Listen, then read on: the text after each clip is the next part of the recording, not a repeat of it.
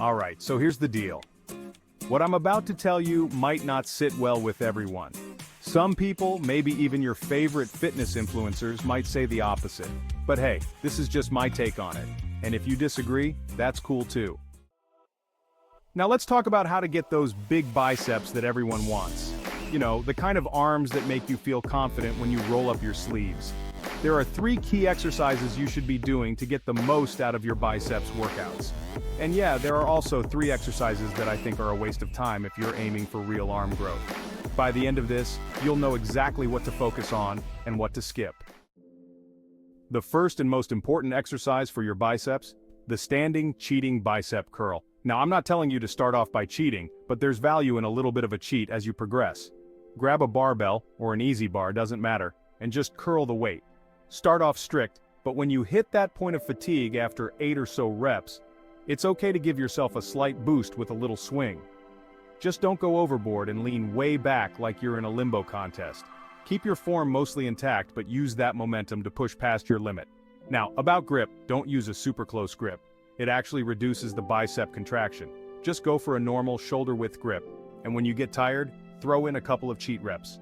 This is one of the few times where cheating is actually good. Next up is the dumbbell curl, but with a twist, literally. Start with your hands in a pronated position, palms down, and twist them as you curl up to a supinated position, palms up. Imagine you're holding a cup of soup. That's the position you want at the top of the movement. This twist engages both heads of the bicep and really maximizes the contraction. Whether you're standing or seated, the key is to make sure that twist happens. And yeah, you can mix it up. Stand, sit, use an incline bench. Just don't overthink it. The twist is what matters. The third exercise is really more about variation than anything else. If you did the barbell curl standing, try it sitting. If you're bored with one position, switch it up. The key is to train hard. 90% of your gains will come from simply pushing yourself with intensity. You don't need 7 different exercises for biceps, just do a few and do them well.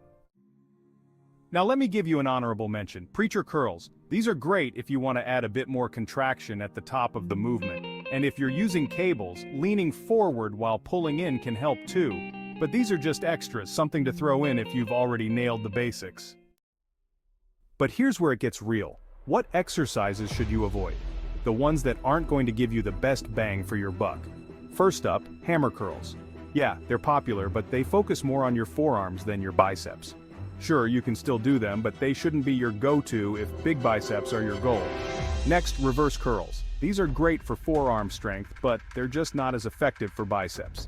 If you want to build bigger arms, stick to the regular supinated curls, and the worst of all, chin-ups, pull-ups, and rows.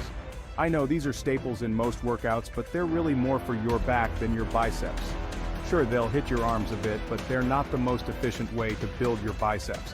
If you're doing them, focus on your back, and save the isolated bicep work for afterward. So bottom line, focus on the exercises that really target your biceps, and don't get sidetracked by exercises that work other muscles more. And remember, it's not about doing a million different movements, it's about doing the right ones with the right intensity. That's it. Hope this helps you get the most out of your bicep workouts.